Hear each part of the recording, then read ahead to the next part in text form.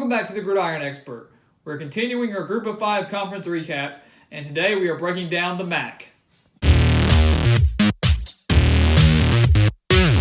It was a fairly close race for both the East and West Division in the MAC, and I have to say that I think after looking at it, after I did my prediction, I think the Western Division is just a little bit tougher than the Eastern Division, just based on the teams that they have to go up against there. But we're going to start over here in the Eastern Division, where I have Ohio winning that division with a 9-3 record and 6-2 in conference play. And yes, Ohio and Miami, Ohio, both have a 6-2 record in conference play, but since the Bobcats have a better overall record, they would win the division. And you know, the Bobcats this year returned 8 starters on offense and 4 on defense, and that is the key for a lot of these MAC teams if they want to contend, is to have a decent defense. It's the general stereotype that the MAC teams usually don't have good defenses, but if one team does, because they usually have decent offenses, so if you can put a decent defense with a very potent offense, you have a very dangerous team that could compete for a New Year's Six Bowl. And that's what we have here with Ohio. Even though they only have 4 returning stars on defense, if they can surprise some people and do better than I'm expecting and other people are expecting, they can certainly contend for a New Year's Six Bowl. They have Nathan Rourke, a very solid dual-threat quarterback, some consider to be the best quarterback in the MAC. So very possible there. Problem is they do have to go on the road to Miami, Ohio. They have to face the Red Hawks on the road, and it's not going to be an easy team there. I have them at 8-4 and 6-2, led by Gus Ragland at quarterback and Alonzo Smith at the running back position. The key for them is to stay healthy, though. They have a very solid team. It was just 2 years ago they started off 0-6 and then won 6 straight to get to a bowl game. Very impressive feat there that no one had ever done.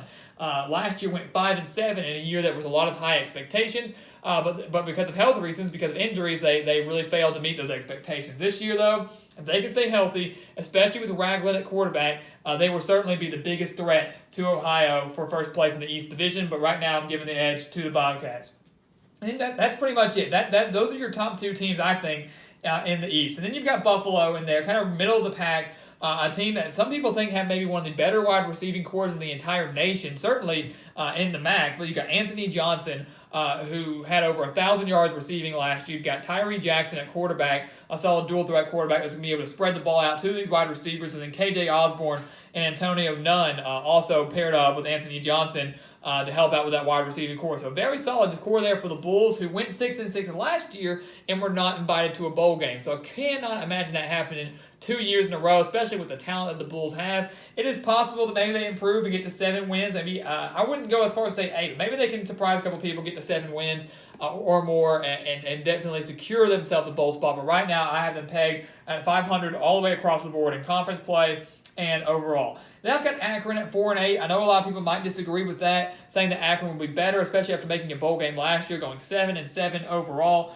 They do return 9 starters on the defensive side of the ball, led by Ulysses Gilbert, the leading tackler for the Zips last year with 141 tackles. Very impressive there. And this is a very senior-led Zips team, but they do lose Thomas Woodson, their number 2 overall passer in Akron history. They're going to have to replace him with Cato Nelson, who can put up some decent numbers, but I still think has a little ways to go. Put up some decent numbers last year when he did play, but it's a difficult schedule for Akron. It's a difficult schedule for the Zips, and right now I have them pegged at 4-8. Maybe they surprise me. Maybe they get to 6-6, or maybe better than that. But right now I have them at 4-8, and not having as great of a year as they did last year when they actually made the MAC title game.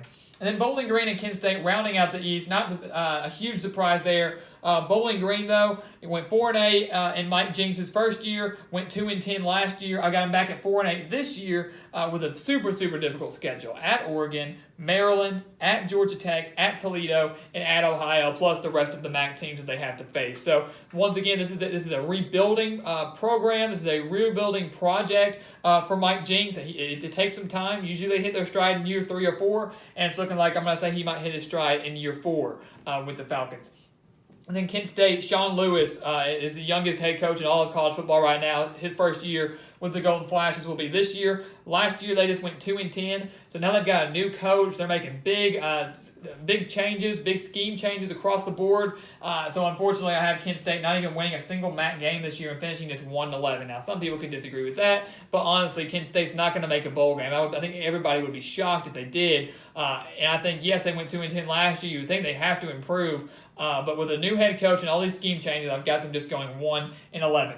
Over here in the Western Division, might have caught your eye. I do have Northern Illinois winning the division despite having a worse overall record than Toledo, and that is because Northern Illinois is 7-1 in conference play, while Toledo is 6-2 in conference play. So the Huskies owning a one-game edge over the Rockets, despite having a worse overall record.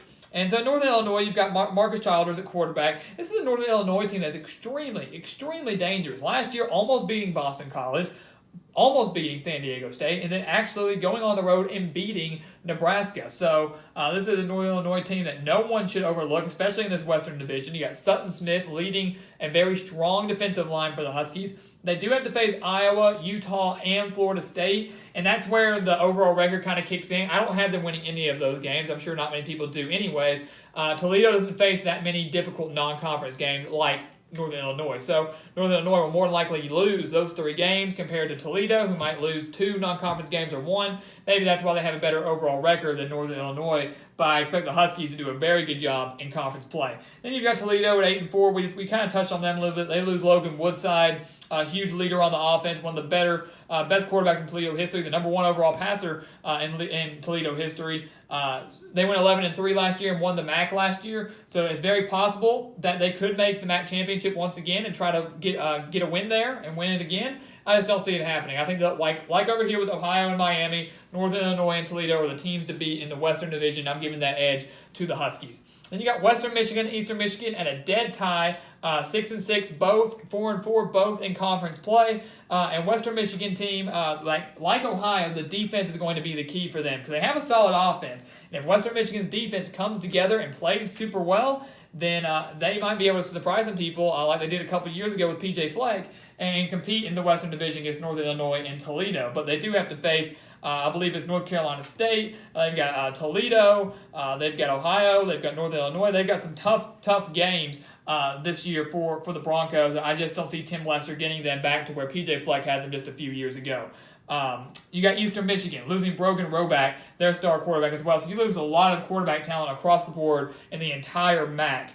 He was the number 2 passer for all-time Eagles history there. They returned their entire secondary, though. And in 2016, they made their first bowl game since 1987. Last year, going 5-7, I had them pegged at 6-6 last year, or 7-5, somewhere around there. I think they get back to a bowl game, which would be huge. 2 bowl games in a 3-year span, compared to having not made one since '87. Something's going right for the Eagles. They've got the talent this year, without a doubt. So, assuming they get an invitation with that 6-6 record, they should make their second bowl game in 3 years. And then your bottom 2 here, Central Michigan and Ball State, both at 4-8 overall, 3-5 for the Chippewas, 2-6 for the Cardinals. And we'll start with Central Michigan.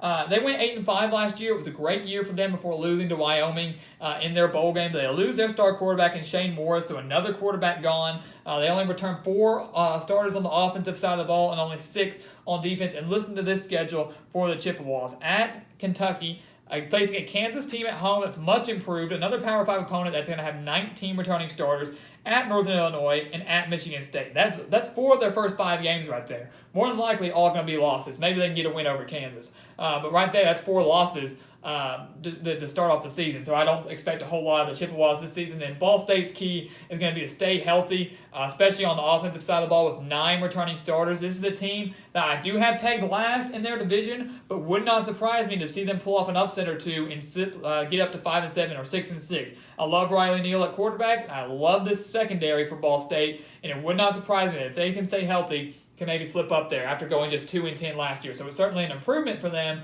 but I know they'd love to get back to the postseason. They certainly have the team to do it if they can stay healthy and get things clicking the way they need to. It means my MAC championship game is going to be Ohio versus Northern Illinois. Should be a very exciting game. I'm excited to see how this one turns out. Should be a very offensive game. I can see this game being somewhat high scoring because, both teams are going to have decent defenses. Northern Illinois owning the edge on defense. I think Ohio owning the edge on offense. I think Ohio has been so close in recent years to getting their first MAC championship since 1968, and I think that will happen this year. I'm picking the Bobcats to win the MAC, which would mean they'd be 10-3 at the end of the season with a win over Northern Illinois in the conference championship game. It's going to be ecstatic for the Bobcats. First one since 1968, and potentially could be in the running for a New Year's Six bowl game. The odds of that would be slim with 3 losses, especially with that strength of schedule, but you never know. We've seen crazier things happen. But right now, I've got Ohio winning the 2018 MAC championship. So as always, please go check us out on Twitter at Gridiron Expert, on Instagram at The Gridiron Expert,